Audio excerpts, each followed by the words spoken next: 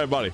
Here to talk about Dawntrail today. I'm not gonna talk about actual plot points or anything like that happens in the story. I'm gonna keep this relatively spoiler free.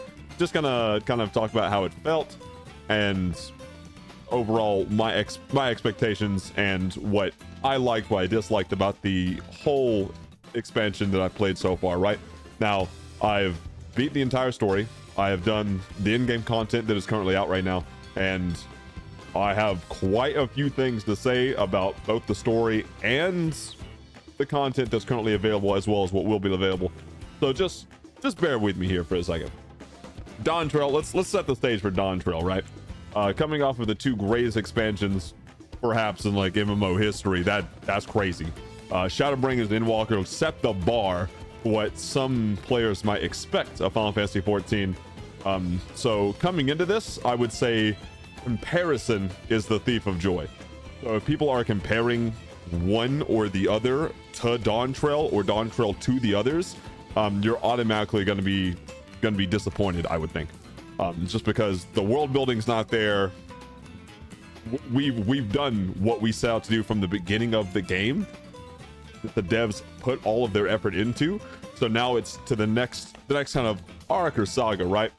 So thinking that it was going to be on the same level as Shadowbringers or Endwalker, kind of dumb. No one should think that. If you did think that, yikes. But that being said, Dawntrail gives us a interesting perspective.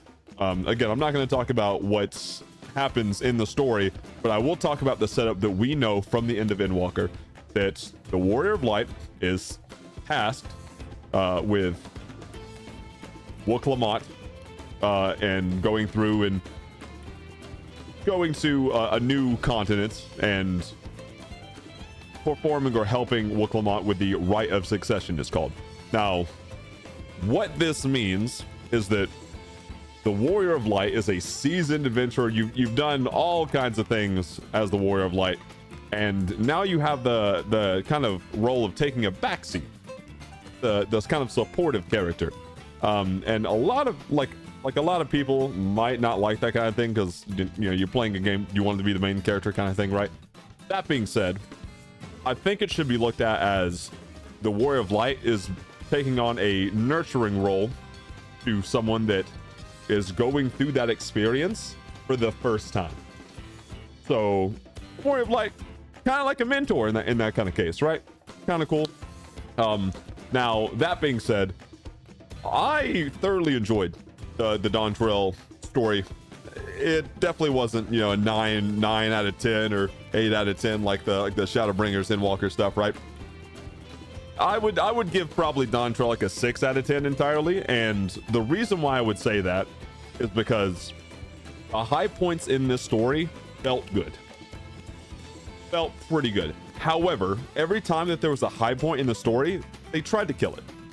No idea why. With like either filler stuff that didn't matter, or having deep like conversation or like informational pieces that weren't voice acted, so you couldn't have the emotion that carries with that kind of information in the first place. So you were left kind of like, okay, maybe this doesn't matter to the story.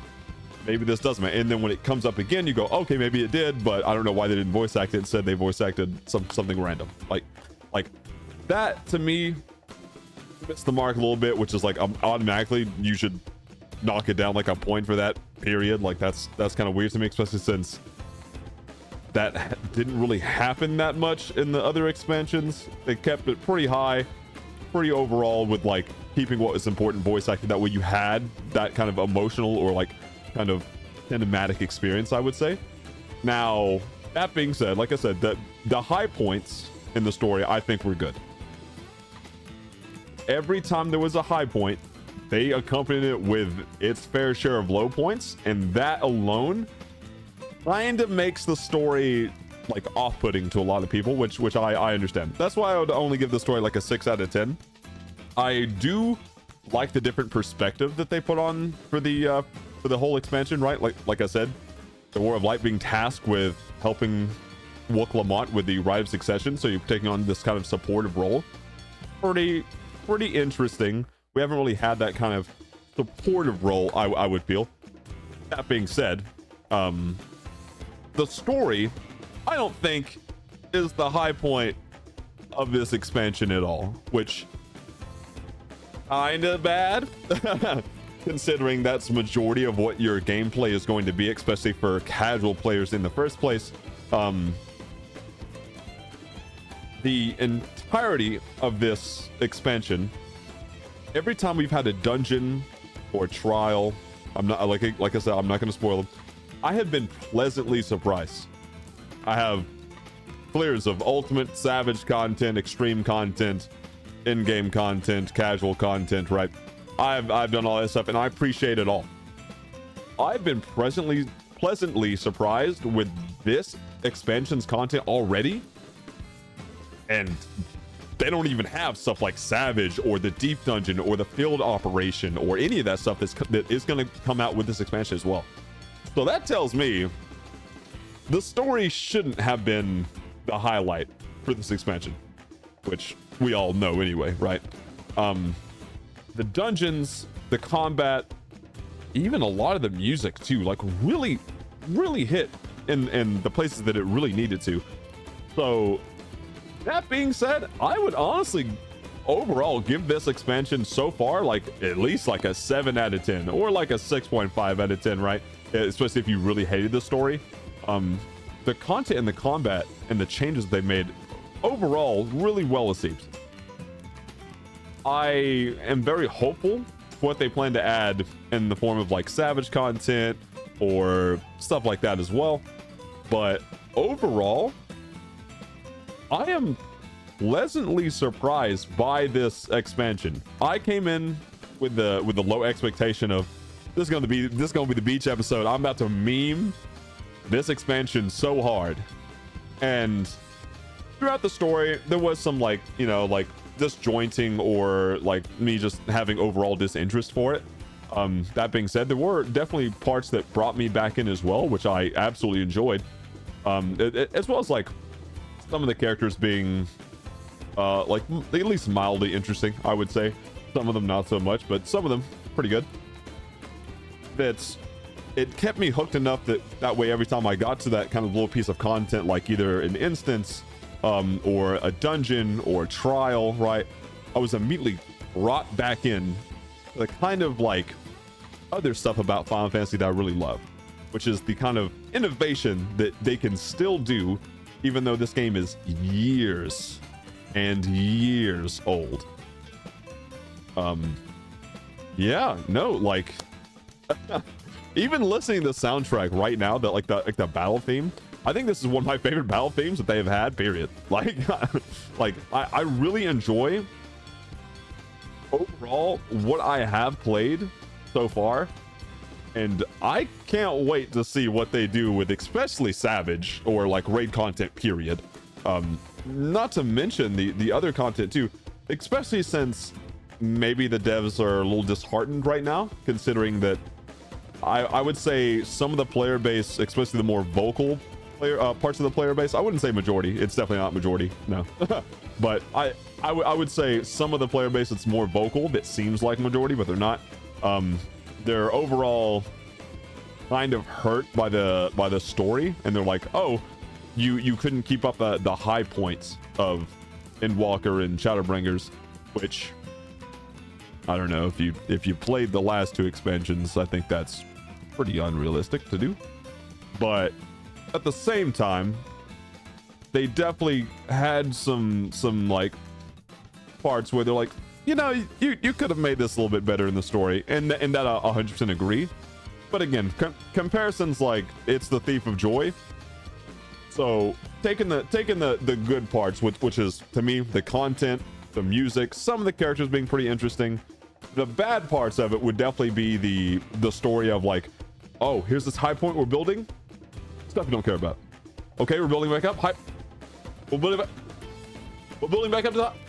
Like, dude, that definitely understandable why some players would be overall, I would say, discouraged about continuing to like play, especially for like a longer session. But at the same time, the content that I have played meaning the dungeons, the trial, stuff like that, right? Stuff that's not pertaining to the story, as well as like the environments, I have very, very much enjoyed.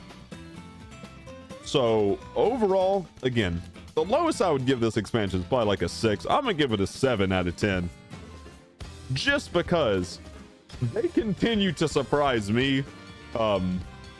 Players that, you know, might have tens of thousands of hours in the game, right? Like I do have thousands of hours, but not tens of thousands, might not think so as much. But from everything that I have asked about the game, people are pleasantly surprised by the overall, even dungeon content, what would be called casual content, coming out and swinging like pretty hard, which is great. I enjoy that a lot. Not saying it's hard, that's not what I'm saying. What I'm saying is it's surprisingly different, which is, again, in a 10-plus-year-old game, pretty amazing, not gonna lie. So that's my overall thoughts. That's just me, not going into like specifics, especially not about the story. Like there's definitely some goods, definitely some bad in the story, but overall my thoughts of this expansion is overall pretty high. It's not as high as, you know, Shadowbringers or Endwalker, I would say, for right now, but my hopes are higher, meaning like what they plan to bring to the table, especially in the next year for content wise, being raids and other duties, right? I think that's gonna be way better than, especially Endwalker. I don't know, what do you guys think? Is there something I missed on? Is there something you think that I got wrong? Let me know in the comments below. If you want to discuss it, you can. Until next time, thank you guys for watching. Peace.